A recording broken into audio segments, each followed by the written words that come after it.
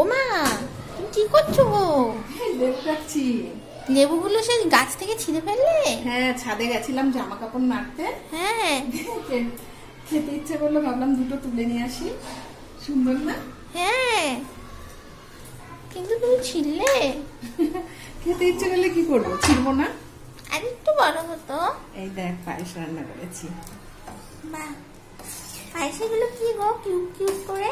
এগুলো হচ্ছে ছানা, ছানা দিয়ে পায়েস করেছি। বাহ। গোবিন্দভোগ চাল দিয়ে ছানা দিয়ে পায়েস করেছি। আরে বাবা। এটা আমার স্পেশাল। আর এটা? এটা দুধ রেখেছি একটু, রাতে খাবি রুটি দিয়ে। আর কি রান্না হয়েছে আজ?